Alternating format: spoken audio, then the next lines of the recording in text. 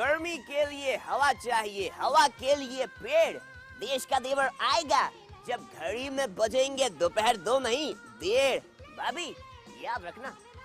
TV serials की हर खबर देगा देश का देवर।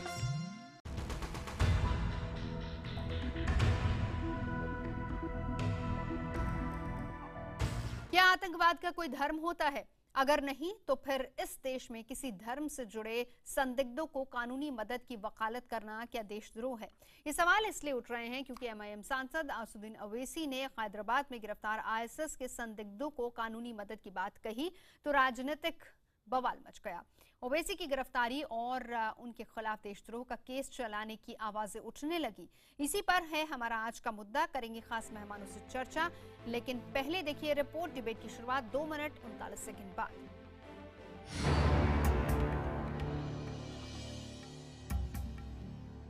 एमआईएम के अध्यक्ष और हैदराबाद से लोकसभा सांसद असदुद्दीन ओवैसी, इनके बारे में कहा जाता है कि जब भी बोलते हैं सियासत में तूफान खड़ा हो जाता है। हैदराबाद में आईएसआईएस के संदिग्ध आतंकियों को कानूनी मदद मुहैया कराने के बयान से एक बार फिर उन्होंने भूचाल ला दिया है। हैदराबाद में ओवैसी के खिलाफ देशद्रोह का मुकदमा दर्ज कराने की शिकायत की गई है। It is nothing but boosting morals of the anti-nationals, and also it is assurance to the anti-nationals that they can do anything anti-national, and the OIC is there for them to give legal aid. आपको बता दें कि 2 जुलाई को UP bar council के सदस्य अनिल कुमार बख्शी ने भी ओवैसी के खिलाफ देशद्रोह का मामला दर्ज कराने के लिए अदालत में एक याचिका दाखिल की है, जिस पर 6 जुलाई को सुनवाई होगी। याचिका में कहा गया है कि ओवैसी का बयान देशद्रोह जैसा है और इससे पता चलता है कि वो आतंकवाद को बढ़ावा दे रहे हैं। उधर असदुद्दीन ओवैसी का कहना है कि गिरफ्तार हुए किसी भी शख्स को कानूनी मदद उसका मौलिक अधिकार है। Why don't you understand that even if I don't give legal help, the courts of law will give them legal help? This is our democracy. This is how we do justice in our country. And what is wrong in that? Owaisi के संदिग्ध ISIS आतंकियों को कानूनी मदद के बयान के बाद बीजेपी समेत तमाम दलों ने ओवैसी पर हमला बोल दिया और उन्हें आतंकियों का समर्थक करार देते हुए गिरफ्तारी की मांग उठाई। आज जिस प्रकार से असदुद्दीन ओवैसी ने जो कमेंट्स किया है कि हम टेररिस्ट को सपोर्ट करेंगे, तेलंगाना सरकार के साथ साथ मैं इसकी सेंटर में भी ये डिमांड करना चाहता हूं कि उनकी पार्टी की मान्यता रद्द किया जाए। ओवैसी साहब ये हमेशा एक राजनीतिक हथकंडा अपनाते हैं। कोई दिक्कत नहीं है, कोई व्यक्ति अगर किसी संदेह में पकड़ा जाए आप उसकी लीगल मदद करवाएं, इसमें कोई दिक्कत नहीं, लेकिन आप राजनीतिक रूप से करवाएं तो राजनीतिक बुआ। ऐसे राष्ट्रद्रोहियों को जो आईएसआईएस से संबंधित लोगों को मदद देगा उसको जेल के पीछे होना चाहिए, उनकी संसद की सदस्यता रद्द होनी चाहिए। आपको बता दें कि 1 जुलाई को एनआईए ने हैदराबाद के अलग अलग इलाकों से आईएसआईएस के 11 संदिग्धों को हिरासत में लिया था। पूछताछ के बाद 6 को छोड़ दिया गया, मगर कंप्यूटर इंजीनियर भाइयों समेत 2 को गिरफ्तार कर लिया गया। अभी तक की जांच में एनआईए ने इन लोगों के पास से काफी सबूत मिलने का दावा किया है, मगर अब ये मामला राजनीतिक रंग ले चुका है। आरोप लग रहे हैं कि असदुद्दीन ओवैसी यूपी में वोटों के ध्रुवीकरण के लिए संदिग्धों की कानूनी पैरवी की हिमायत कर रहे हैं। Bureau report IBN 7। और ओवैसी के संदिग्ध आतंकवादियों को कानूनी मदद देने के ऐलान के बाद हो रही सियासत पर बहुत से सवाल भी उठ रहे हैं, जो कि आज मुद्दा में हम उठाएंगे। बड़ा सवाल है कि क्या चुनिंदा लोगों को कानूनी मदद के ऐलान से सियासी रोटी सेकी जा रही है? क्या ओवैसी का संदिग्ध आतंकियों को मदद का ऐलान देशद्रोह है? क्या ओवैसी को इस मुद्दे पर घेरने वाले भी सियासत नहीं कर रहे हैं? क्या संदिग्ध आतंकवादियों की मदद करने से आतंक को बढ़ावा मिलता है? और क्या ओवैसी ने यूपी चुनाव को ध्यान में रखकर इस तरह का बयान दिया है? चर्चा करने के लिए तमाम खास मेहमान मौजूद हैं। परिचय करा देती हूँ। बीजेपी के प्रवक्ता प्रेम शुक्ला, कांग्रेस के प्रवक्ता मोहम्मद अली खान, जेडीयू प्रवक्ता राजीव रंजन, सीपीआई नेता आमिर हैदर जैदी, मुस्लिम विचारक डॉक्टर फहीम बेग, आरएसएस विचारक राकेश सिन्हा और शीला दीक्षित के पूर्व ओएसडी और कांग्रेस समर्थक पवन खेड़ा हमारे साथ मौजूद हैं। पहला सवाल मेरा राकेश सिन्हा जी आप ही से है। आपको क्यों लगता है और कैसे लगता है कि आपत्तिजनक है और ये देशद्रोही बयान है जो ओवैसी ने दिया है? देखिए, क्रिमिनल जस्टिस सिस्टम एक होता है, किसी भी लोकतंत्र में जो क्रिमिनल जस्टिस सिस्टम होता है उसमें कोई भी एक्यूज्ड हो उसे कानूनी सहायता मिलनी ही चाहिए, मिलती ही है। बिना कानूनी सहायता का किसी पर कोई मुकदमा नहीं चल सकता है। यदि वह स्वयं में कानूनी सहायता लेने की स्थिति में नहीं है तो राज्य प्रोवाइड करता है। इसका अभी हाल का उदाहरण कसाब है। कसाब पाकिस्तानी था, आतंकवादी था, सब कुछ जानते हुए भी क्रिमिनल जस्टिस सिस्टम पर उस पर मुकदमा चला, राज्य ने उसे कानूनी सहायता प्रदान की, फिर एक न्यायालय ने निर्णय किया। इसलिए जो एक्यूज्ड हैं, पकड़े गए हैं, उनको यदि कानूनी सहायता दी जाती है तो इसमें कोई आपत्तिजनक बात नहीं है। अब प्रश्न उठता है कि ये एक्यूज्ड कौन है? ये एक्यूज्ड एक ऐसे संगठन से जुड़े हुए हैं जिस संगठन की पूरी दुनिया में एक ऐसे आपराधिक ग्रुप के रूप में है जो मानवता से लड़ रहा है, जो हिंदू मुसलमान का सवाल नहीं है, जो पूरी मानवता को समाप्त कर देना चाहता है, ISIS। अब उस ISIS के एक्यूज्ड को गिरफ्तार किया गया है। मैं भगवान से प्रार्थना करता हूं इसमें से कोई भी एक्यूज ना रहे, वो इनोसेंट निकले। हम चाहते कोई भी भारतीय ISIS से जुड़ा हुआ ना निकले। लेकिन जब NIA ने कुछ ऐसे सबूतों के साथ पकड़ा, वो सबूत गलत भी हो सकते हैं, सही भी हो सकते हैं, पकड़ा, ये इतने सेंसिटिव मुद्दा है, यदि थोड़ी भी चूक हो गई तो क्या डिजास्टर्स घटना बांग्लादेश में हुई हम देख रहे हैं। क्या डिजास्टर सीरिया में हुआ, ईरान में हुआ, इराक में हो रहा है, हम सब जानते हैं। यही बात तो वैसे कहना चाह रहे हैं ना राकेश जी, यही बात तो वो कहना चाह रहे हैं कि वो दोषी नहीं है, अभी कोर्ट को फैसला करने दीजिए। जी, मैं तो वही कह रहा हूं। मैं अब समाप्त कर दूं इसको।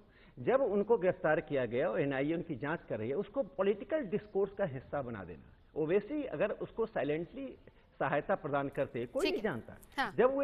जब वे सार्वजनिक तौर पे घोषणा करता है, और अंतिम बात मुझे सुन लीजिए। देखिए, ओवैसी सिर्फ वोट की राजनीति कारण नहीं कर रहे हैं, उसके पीछे दो कारण मैं बता दे रहा हूं। इनकी पार्टी का जो फाउंडर रिजवी है, MIM का जो फाउंडर रिजवी है, वो गिरफ्तार हुआ था और 1957 में भारत सरकार ने इस शर्त पर जेल से रिहा किया कि तुम पाकिस्तान चले जाओगे, उसे पाकिस्तान भेज दिया गया। इनकी पार्टी वही है जो राजकारों की सेना, राजकार निजाम की सेना थी, जो यानी पॉलिटिकली मोटिवेटेड है। राकेश जी, मैं बाकी मेहमानों को पहले ये राजकार के साथ थे, अब ISIS के साथ खड़े होने जा रहे हैं। ठीक है, चर्चा को ओपन करते हैं, फिर उसके बाद पवन जी मैं एक रिएक्शन आपका लेना चाहूंगी। जी, ना तो RSS ने जब प्रज्ञा के लिए एक वकील ऑफर किया, ना उन्होंने चार्जशीट पढ़कर किया था, ना ओवैसी साहब ने चार्जशीट पढ़कर ये ऑफर किया है। बिना चार्जशीट पढ़े इन्हें कैसे मालूम है कि वो इनोसेंट हैं? वो 50% इनोसेंट भी हो सकते हैं, 50% गिल्टी भी हो सकते हैं। It's a law of probability. ये दोनों ही संगठन देश के खिलाफ एक माहौल पैदा कर रहे हैं इस तरह की पेशकश करके। राकेश सिन्हा जी मेरे मित्र हैं, यहाँ बैठे हैं, इन्होंने आज तक इस बारे में क्यों नहीं अभी खुलासा दिया कि इन्होंने क्यों साध्वी प्रज्ञा और मालेगांव ब्लास्ट के लिए ऑफर किया था वकीलों को?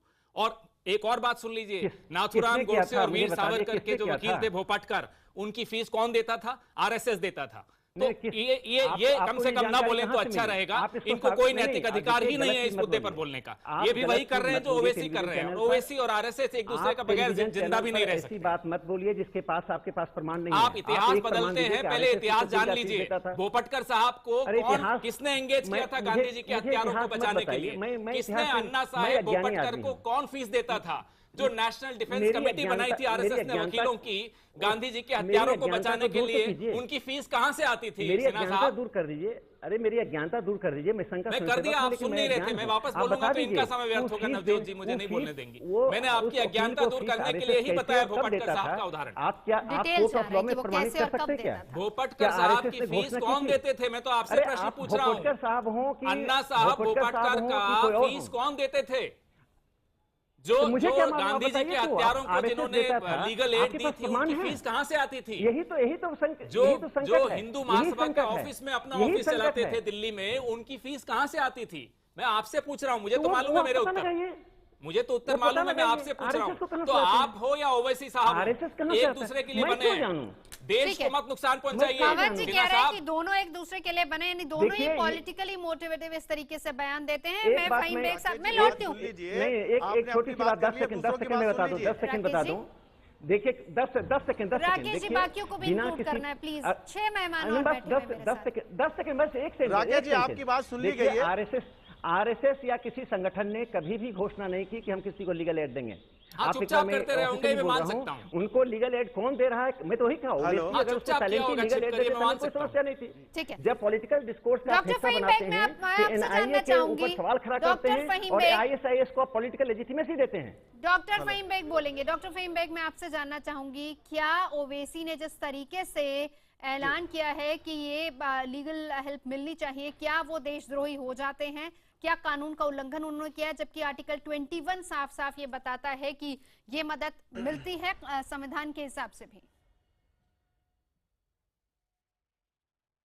देखिए, हमारे देश का जो कानून है, जो संविधान है, वो ठीक कहा राकेश जी ने भी, पवन जी ने भी। हमारे यहाँ खुद जो जिसको गिल्टी माना जाता है संदिग्ध माना जाता है, उसको सरकार की तरफ से मदद दी जाती है। हाँ। मगर ये नई बात नहीं है, ये नई बात तब पैदा हुई क्योंकि ओवैसी ने इसको अपने मुंह से कहा। मैं आपकी एक जानकारी के लिए बता दूं, इस देश में जितने भी अभी तक इस तरह के केसेस सामने आए हैं, जमीयत उलमा हिंद जो हिंदुस्तान की एक मुस्लिम संगठन है, ये पिछले कई वर्षों से इस तरह के लोगों को लीगल एड देता रहा है। हाँ। और आपकी जानकारी के लिए बता दूं कि 90% लोग उसमें जो हैं इनोसेंट निकल कर आए हैं। और ये जो बात कही जा रही है, अगर यही बात उनको जो पकड़े गए लड़के हैं, जो भी वो पकड़े गए हैं, अगर उसको हम मुजरिम मान लेते हैं, हाँ। मुजरिम मान लिया जाए, तो इस देश का संसद और इस देश की बहुत सारी विधानसभाएं आदि खाली हो जाएंगी, क्योंकि बहुत सारे हमारे देश के नेता उन पर केस चल रहे हैं, उनके ऊपर अदालतों में मुकदमे चल रहे हैं, मगर उनको अभी तक गिल्टी नहीं माना गया है जब तक कि उनका ये काम। ठीक है, फहीम बेग साहब लौटती हूँ, सभी मेहमानों को इंक्लूड कर लो, पर चर्चा को ओपन करते हैं। प्रेम शुक्ला जी, क्या आपको लगता है कि इस तरीके से ओपनली मदद देने से आतंकवाद को बढ़ावा मिल रहा है और ओवैसी जानबूझकर ये कर रहे हैं?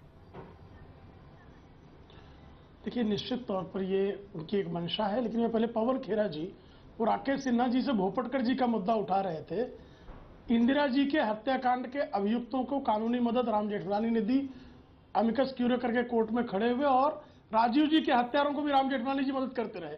और उन्हीं राम जेठमलानी जी को डॉक्टर मनमोहन सिंह की सरकार ने सोनिया गांधी के कहने पर राज्यसभा में नामांकित किया था। तो क्या इंदिरा जी के हत्यारों और राजीव जी के हत्यारों को मदद करना ये कांग्रेस का एजेंडा था क्या?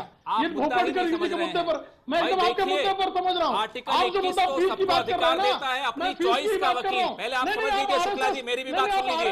अपनी चॉइस का वकील लेना हर एक्यूज का अधिकार होता है। वो संविधान जिसमें आपकी कोई निष्ठा नहीं है, उस संविधान में लिखा है, तो वो तो मुद्दा ही अलग है। मुद्दा अभी ये हो रहा है कि फादर ऑफ द नेशन को मारने वालों को आरएसएस अगर देती है लीगल एड तो वो तो माफ है, लेकिन ओवैसी जी बोलते हैं तो आपको दिक्कत है। हमें तो आप दोनों से ही दिक्कत है, हमें तो आप दोनों से ही समस्या है। आप दोनों ही इस देश को नुकसान पहुंचा रहे हैं। एक बार उनका प्रेम शुक्ला जी का सवाल सुन लेते हैं। प्रेम शुक्ला जी बोलिए।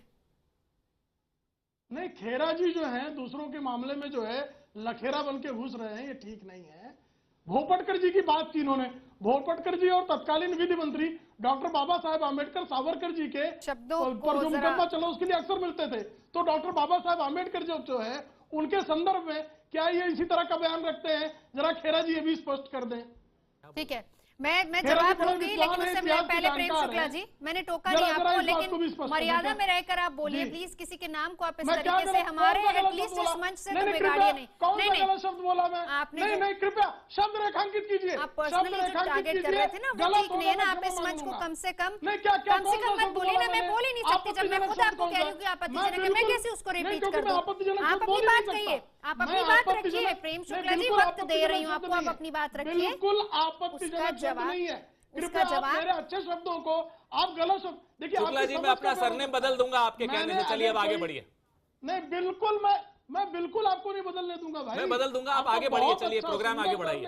ठीक है, चलिए मैं आगे बढ़ती हूँ। हमारे साथ जैदी साहब भी मौजूद है। जैदी साहब, आप बताएं, क्या आतंकवाद को इससे बढ़ावा मिलता है और क्या ये पूरी तरह से वोट बैंक की सियासत होती है? अगर कोई भी पार्टी, कोई भी सियासी पार्टी इस तरीके से ओपनली ऐलान कर देती है, जबकि ये तो संविधान में है कि हाँ, आर्टिकल 21 कहता है कि आप मदद दे सकते हैं और मदद ली जा सकती है, लीगल एडवाइस ली जा सकती है और लीगल एड ली जा सकती है। देखिए, इसके दो हिस्से हैं। पवन खेड़ा जी ने जो कहा, मैं इनका अक्षरशः इनके शब्दों का समर्थन करता हूँ। मैं जो यहाँ कहना चाहता हूँ वो बहुत सुनने के लिए बात है। ये मेरे हाथ में कुरान है और कुरान ही पढ़ के सुना रहा हूँ। शायद आज तक किसी ने इसका उच्चारण किया ही नहीं है। हजरत इब्राहिम कहते हैं कि नजी, जब उन्हें ओहदा मिला लिन्नास इमामा, हमें तुम्हें नास का इमाम बना दिया, खलीफा बना दिया, तो हजरत इब्राहिम कहते हैं, सुन लीजिए पवन जी, सुन लीजिए, 1 मिनट सुन लीजिए। ये वैजा जालना मार्क्स को छोड़कर कुरान पढ़ रहे हैं। काला या नलालो अहदिस जालिमीन, यानी कि तुम्हारे बच्चों को ये ओहदा नहीं मिल सकता, ये ओहदा जालिमों तक नहीं पहुंचेगा। जिसने कुरान पढ़ा है ये ओहदा जालिमों तक नहीं पहुंचता है। नंबर एक तो जो इस्लामी खलीफा होता है वो जालिम नहीं होता। अबू बकर बगदादी कुछ और हो सकता है, ISIS का आदमी कुछ और हो सकता है, खलीफा नहीं हो सकता। अब जो है लगता है कुरान शरीफ उसकी जो है, देखिए सुन लीजिए, मुझे अगर गीता पढ़ के RSS को बताना पड़ेगा तो मैं गीता भी पढ़ूंगा, ऋग्वेद भी पढ़ूंगा, यजुर्वेद भी पढ़ूंगा, अथर्ववेद भी पढ़ूंगा। सुन लीजिए, आप अपनी बात सुनिए। आप प्रेम शुक्ला जी आपने बहुत डिबेट की होंगी, मेरे सामने शायद पहली बार बोल रहे हैं, या तो मुझे बोलने दीजिए वरना पूरी डिबेट में बोल ना पाएंगे आप। नहीं, सिर्फ सुन लीजिए, पूरी डिबेट में नहीं बोल पाएंगे आप, पूरी डिबेट में ही नहीं बोल पाएंगे प्रेम शुक्ला जी। मैं एक चीज सुन लीजिए, मेरा फर्ज बनता है, मैं समाज का सभ्य नागरिक हूँ, मैं ये बताऊं, कहना चाहिए कि जो ये बात हो रही है इस्लाम से जोड़ा जाता है। कोई भी पढ़ा लिखा इंसान, कल बांग्लादेश के अंदर जो बच्चे पकड़े गए जिन्हें यह कहा जा रहा है कि वो मदरसा बैकग्राउंड के बच्चे थे, अगर वो मदरसा बैकग्राउंड के बच्चे थे, अगर उन्होंने कुरान पढ़ा है और कुरान पढ़ने के बाद वो ISIS ज्वाइन कर रहे हैं, तो इसका मतलब या तो उन्होंने कुरान नहीं पढ़ा है या वो झूठ बोला जा रहा है। ठीक है, यानी आप ये कह रहे हैं पढ़ाने वाला ही दूसरे एक जुमला कह के बात मुकम्मल करो, एक सेंटेंस कह के नवजोत जी, एक सेंटेंस कह के बात मुकम्मल कर रहा हूँ, एक सेंटेंस कह के बात मुकम्मल कर रहा हूँ।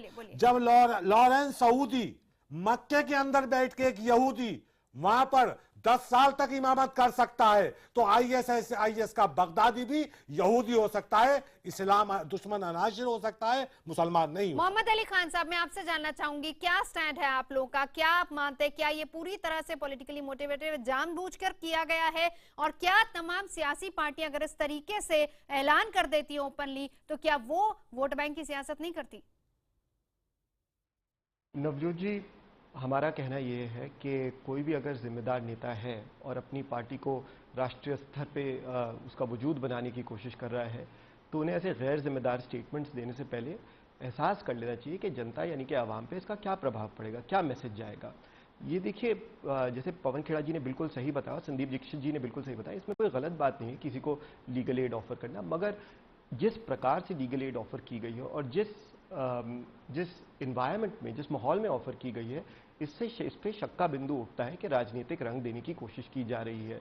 जब आप इसे सियासी रंग दे देते हैं तो बहुत दुख की बात है, क्योंकि देखिए माहौल है ही आजकल का ऐसा कि शक होता है जब लोग ऐसे सवाल उठाते हैं, मगर असंवेदनशील बात हो जाती है जब आप इसे धर्म से जोड़ने की कोशिश करते हैं। बेशक उन्हें लीगल एड मिलेगी, हमें प्रशासन पे भरोसा है, उन्हें लीगल एड मिलेगी और हमें हमारे, लेकिन इस पर ओवैसी का ये भी कहना था कि उनके परिवार के लोग मेरे पास आए थे मदद के लिए, जिसके बाद उन्होंने इस तरह की बात कही है। राजीव रंजन जी भी हमारे साथ है। राजीव जी, माफी चाहूंगी अभी आपसे सवाल नहीं कर पाई हूँ, लेकिन यही सवाल मेरा आपसे भी है। ओवैसी ने ISIS के संदिग्ध आतंकियों को कानूनी मदद का हाथ बढ़ाया तो NIA पर सवाल भी उठाए। इस बीच NIA ने महाराष्ट्र के नांदेड़ से कुछ और संदिग्धों को हिरासत में भी लिया है।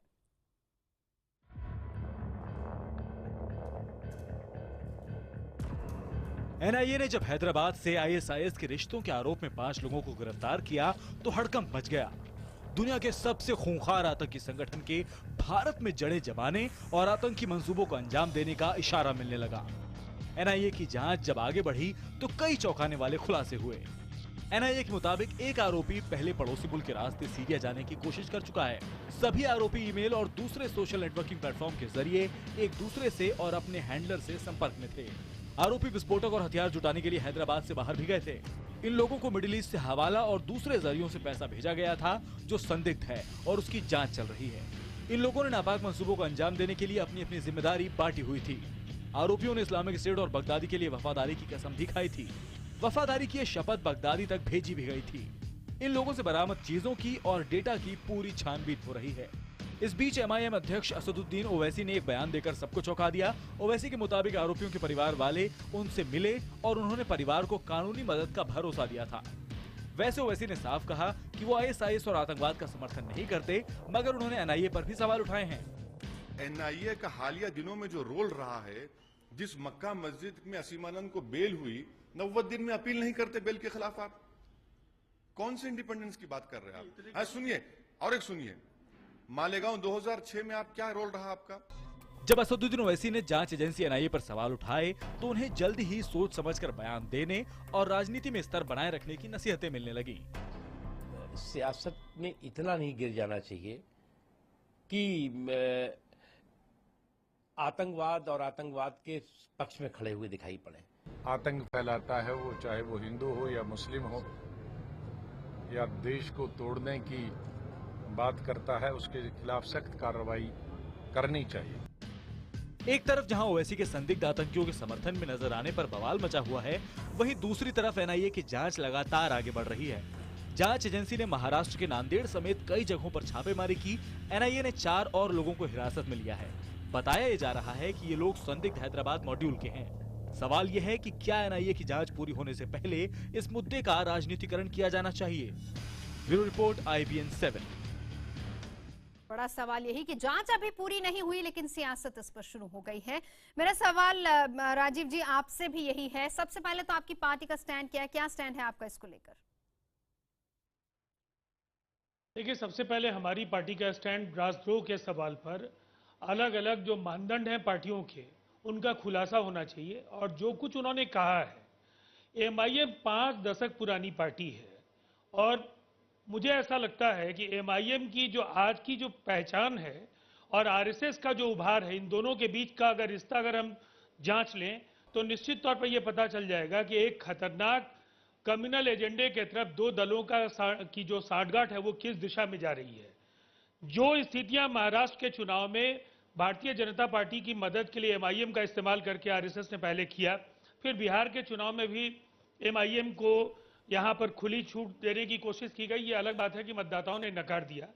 ये जो बयान है, इस बयान को लेकर के मैं यही कहूंगा कि अगर इस तरह का कोई बयान कांग्रेस के किसी लीडर ने दिया होता, JDU या RJD के लीडर ने दिया होता, तो आज इस स्टूडियो में उनके फांसी का ऐलान RSS और BJP के प्रवक्ता कर देते। लेकिन जो नरम रुख अख्तियार करके ये बातें रखी जा रही हैं, कॉन्स्टिट्यूशनली मैंडेटेड अरेंजमेंट है, जो भी फ्री एड दिया जाना है वो संविधान उसकी इजाजत देता है। मैं नहीं समझता हूं कि इसमें इसकी व्याख्या करने की जरूरत राकेश सिन्हा जी को थी। ये सब लोग जानते हैं। लेकिन ये बात जिसने कहा उसकी पहचान क्या है? वो ऐसी बात उन्होंने कही, वो बॉक्सिंग रिंग में एक पंचिंग बैग की तरह उनका इस्तेमाल RSS कर रही है।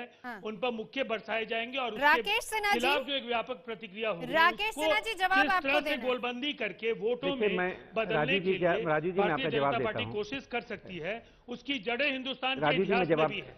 ये अब शांत हो जाए राजीव जी तो मैं जवाब बंगाल में प्रोविंशियल असेंबली के इलेक्शन में हिंदू महासभा और मुस्लिम लीग की सरकार बन चुकी है और ये लगातार जो भी बात जवाब ले लेते राजीव इनकी कोशिश है कि सेक्युलर पॉलिटिकल पार्टी जवाब ले लेते हैं, फिर वापस आपके पास जाए और हिंदुस्तान के हिंदू इनके साथ हो, मुसलमान ओवैसी जैसे किसी पार्टी के साथ। ठीक है राकेश जी जवाब रख दीजिए। देश में खेल राजीव जी लौटूंगी दोबारा आपके पास। डिबेट ओपन है, आप कभी भी बात कर सकते हैं, कोई भी बात कर सकते हैं। जवाब ले लीजिए लेकिन पहले सवाल पर स्टैंड साफ कीजिए और गिरफ्तारी के आदेश दीजिए। ठीक है राकेश जी। देखिए, एक बात मैं पहले कह दूं, आतंकवाद का अवमूल्यन करना और ISIS का अवमूल्यन करना किसी के लिए भी खतरनाक साबित हो सकता है। और मैं कह दूं, ओवैसी आज ISIS के लीगल सेल की तरह काम करना बंद कर दें और भारतीय राज्य को सॉफ्ट स्टेट नहीं हार्ड स्टेट की तरह व्यवहार करना चाहिए। जो भी कार्रवाई हो उन पर कार्रवाई करनी चाहिए। यदि NIA का नेट बढ़ रहा है और वो एक्यूज साबित हो गए तो निश्चित रूप से ओवैसी को माना जाएगा कि कहीं ना कहीं ISIS के प्रति सिंपैथी रखते हैं। अब दूसरी बात मैं कह दूं, अंतिम बात करके मैं अपनी बात समाप्त करता हूं। राजीव जी ने RSS पर एक सवाल खड़ा किया कि ओवैसी के साथ मिल रहे हैं। राजीव जी ऐसा ही है कि 17 साल तक दो पति पत्नी साथ रहने के बाद पति पत्नी से उसके पिता की जाति पूछता है। 17 साल तक JDU भारतीय जनता पार्टी के साथ एक साथ एक स्वर में सुन लीजिए, भारतीय जनता पार्टी के साथ RSS के रिश्ते अटल बिहारी वाजपेयी के दौर में क्या थे वो आपको पता है। अरे मेरी बात सुनिए। और RSS आज नरेंद्र मोदी जी के शासन में आने के बाद, या तो मैं बोल लूं या बोले, की हैसियत ये तरीका नहीं है डिबेट का, ये तरीका डिबेट का नहीं है। और उस दौर में नेशनल एजेंडा ऑन गवर्नेंस का भी आपको पता है। असहमति के उनके भी आपको मैं याद दिला देना चाहूंगा। उनके सवाल पर ये जो गठजोड़ बना था एनडीए का, उसमें हम लोग शामिल हुए। मैं बात उतना दूर नहीं जाते राजीव जी, जवाब इसी पर रख लेते हैं, उतना दूर नहीं जाते, हम सब जानते हैं उसके बारे में, पता है, इतिहास जानते हैं राजीव जी के नाम पर बहस करने की नवजोत जी, बोलिए राकेश जी, 30 सेकंड में बात पूरी कर लेता हूँ। बोलिए राकेश जी। ये नवजोत जी 17 साल तक साथ रहने के बाद आपके पास ये भी पूरी दुनिया बीजेपी की आलोचना ही इसी बात की होती है कि आरएसएस का हिस्सा है, और आज इनको आरएसएस बीजेपी में अंतर आ रहा है। ये आज बीजेपी से पूछते हैं कि आपका गोत्र क्या है। दूसरी बात मैं कह दूं कि मैंने कहा ओवैसी पहले राजकारों के साथ थे जो इंडियन आर्मी से लड़ रहा था, और आज आईएसआईएस के साथ हैं। ओवैसी का ये सामान्य राजनीति नहीं है, वोट बैंक की राजनीति नहीं है। दुर्भाग्य ये है कि जेडीयू, कांग्रेस सहित सभी लोगों का नेतृत्व, सभी छद्म धर्मनिरपेक्षतावादी ताकतों का नेता आज ओवैसी बन गया है। भारत माता की जय नहीं बोलेंगे तो उसके साथ खड़े। आज नीतीश कुमार का नेता ओवैसी है, नीतीश कुमार का थॉट लीडर ओवैसी है। कि जब उनके नाम पर आप बताइए कि आप इस समय किसके साथ नहीं है। महात्मा गांधी और जवाहरलाल नेहरू के नेता नहीं है, इनके नेता तो ओवैसी हैं, जिसका भाई अकबरुद्दीन ओवैसी ने कहा था कि 15 मिनट के लिए हैदराबाद से पुलिस को हटा लीजिए, देखो हिंदुओं के साथ क्या होगा। यह पार्टी आईएसआईएस को भारत में जमीन दे रही है, उन एक्सट्रीमिस्ट के साथ खड़ा है जो देश को तोड़ने का काम कर रहे हैं, स्थान दे रही है। इशरत जहां के साथ खड़ी थी, उस बेशर्मी पर क्या कहना है? आप बात का जवाब नहीं देते हैं। मालेगांव बम धमाका, मक्का मस्जिद धमाका, जयपुर धमाका, समझौता एक्सप्रेस,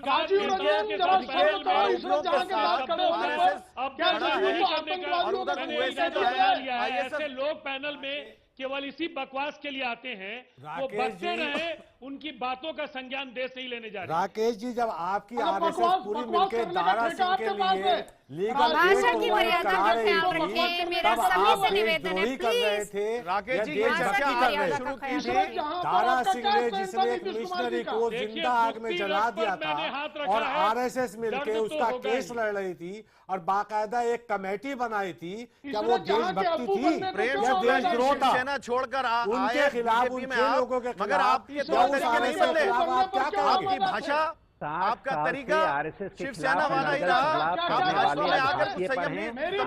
समाज, राजनीति, शिक्षा, संस्कृति केंद्र में है। आप 60 साल से यही शिवसेना छोड़ने के बाद विध्वंस कर रहे हैं।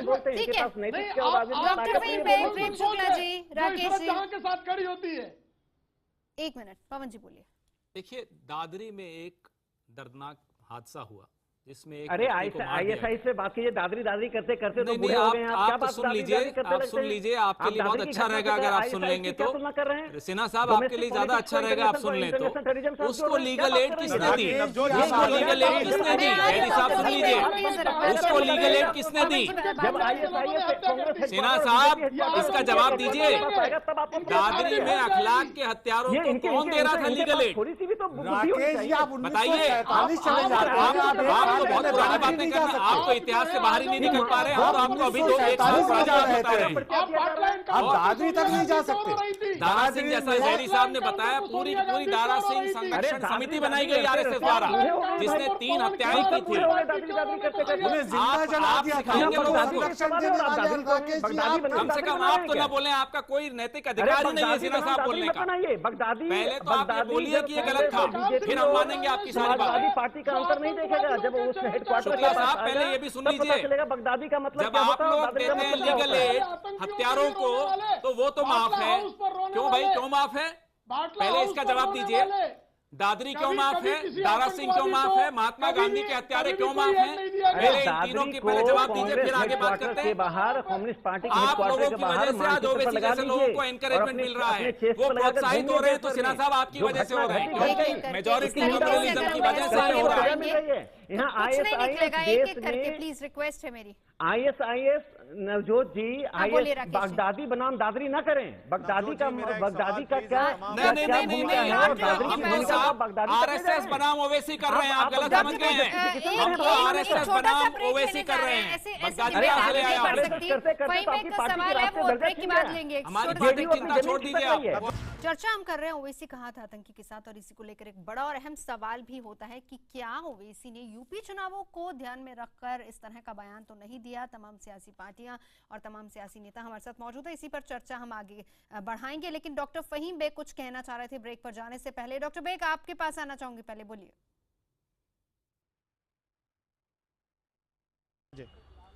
नवजोत जी, मैं इन तमाम प्रवक्ताओं से पूछना चाहता हूं, क्या हमारे देश में इन जैसे संवेदनशील मुद्दों पर इस तरह से सियासत करके ये देश को कौन सी दिशा दे रहे हैं? इस हिंदुस्तान को नुकसान पहुंचाने वाला कोई भी हो, किसी भी धर्म का हो, किसी भी जाति का हो, वो देश का दुश्मन है।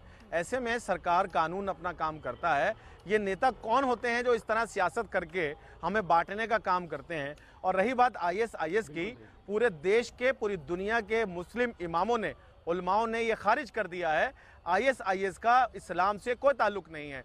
और मैं पूछना चाहता हूं राकेश सिन्हा जी से, जो अभी इल्ज़ाम लगा रहे थे ओवैसी जैसे नेताओं पर, जो सस्ती राजनीति कर कर मुसलमानों को जिस तरह से हमदर्द बनना चाह रहे हैं, वो उसमें विफल हो चुके हैं। मगर राकेश जी से पूछना चाहता हूं, क्या RSS ने उन लोगों का साथ नहीं दिया जो इस देश में भारतीयों को नुकसान पहुंचाया, भारतीयों को बम धमाके से उड़ाया, जिसमें साथी प्रज्ञा पुरोहित, असीमानंद और इन जैसे कई ऐसे एक्सट्रीमिस्ट। राकेश जी के पास जाऊंगी। नवजोत जी, एक बात मैं पेश करना चाहूंगा। देखिए, आप जो देख रहे हैं अभी हाल ही में ये जो राजनीतिक डिबेट्स में, सियासी डिबेट्स में दोबारा धर्म प्राथमिकता लेता जा रहा है, चाहे कैराना का मुद्दा हो, चाहे UCC का मुद्दा हो, और अब ये, इसकी कुछ हद तक जिम्मेदारी RSS और भाजपा को लेना ज़रूरी है। आप लोगों ने ऐसी आग लगाई है, वो भी चुनाव के इतने करीब, इससे शक का बिंदु उठता है कि आप लोगों का क्या इरादा है। और फिर आप जो है जब निंदा करते हैं ओवैसी जैसे लोग, जिनकी करना चाहिए, निंदा करना चाहिए, मगर इसमें आपको भी एक जिम्मेदारी लेना पड़ेगी कि इसमें आपका भी हाथ है। आपने देश का माहौल ख़राब किया है, आप आज इस नौबत पे लाए हैं कि ऐसे लोग खुल खुल के बोल पा रहे हैं। जब खासतौर से जब इतने करीब है हम चुनाव के, आप लोगों को इसका जवाब देना पड़ेगा। इसका जवाब राकेश जी से ही ले लेते। राकेश जी, देखिए, 100 मुद्दों का तो मैं 30 सेकंड में जवाब नहीं दे सकता, लेकिन मैं इतना कहना चाहता हूँ, फहीम बेग से मैं सहमत हूँ कि आतंकवाद के मुद्दे पर सियासत नहीं होनी चाहिए। और सियासत अगर ओवैसी कर रहे हैं, और इशरत के चाचा और भतीजे, मेमन के मामा, अफजल गुरु के ताऊ सब इकट्ठे होकर यदि RSS पर आरोप लगा रहे हैं, तो पहले झांक कर देख लें, मेमन के सपोर्ट में कौन खड़ा हुआ, अफजल गुरु के पक्ष में कौन खड़ा हुआ, इशरत को चाचा और भतीजे कहने वाले कौन थे। ये तमाम ताकतों ने जो एक परंपरा देश में स्थापित कर दी है, उसी का परिणाम है कि आज ओवैसी एक स्टेप आगे बढ़ गए। एक प्रतिद्वंदिता है, कौन आतंकवादियों के साथ कितना खड़ा हो सकता है। और मैं चाहता हूँ मुस्लिम मतदाताओं का, मुस्लिम मासेज का उन्मूलन कर रहे हैं। इनको लगता है कि ISIS के पक्ष में बोलने पर, इशरत के पक्ष में बोलने पर मुस्लिम मतदाताओं के साथ हो जाएंगे। सबसे ज्यादा मुस्लिमों का अपमान यही इशरत के चाचा और भतीजे कर रहे हैं, मेमन के मामा कर रहे हैं। इसको सब दिख रहा है कि आप और ओवैसी मिलकर क्या गेम खेल रहे हैं। आप हमें बेवकूफ बना देंगे, देश को नहीं बना पाएंगे। सिन्हा साहब, आप तो समझदार आदमी, आप जानते हैं क्या चल रही है कि लोग देख रहे हैं, किस तरीके से माहौल बनाया जा रहा है देश को। आपको तो मालूम है असीमानंद ने क्या बोला, बिहार की बेटी हो गई। आपको तो मालूम है असीमानंद जी ने क्या बोला। अरे राजीव रंजन जी, पूछिए नीतीश से, और कोई बिहार की बेटी नहीं मिला क्या? बिहार की 2 ही बेटियां हैं, एक पॉलिटिकल साइंस से टॉप की है, दूसरी इशरत है, तीसरी तो कोई बेटी पैदा नहीं लिया। अरे नीतीश कुमार को चिल्लू भर पानी में डूब मरना चाहिए। नीतीश कुमार को चिल्लू भर पानी में डूब मरना चाहिए। और ओवैसी साहब के रिश्तेदार और कुछ आपके रिश्तेदार राष्ट्रवाद के नाम पर पाकिस्तान बनाए, और पाकिस्तान में आपका एक पाकिस्तान।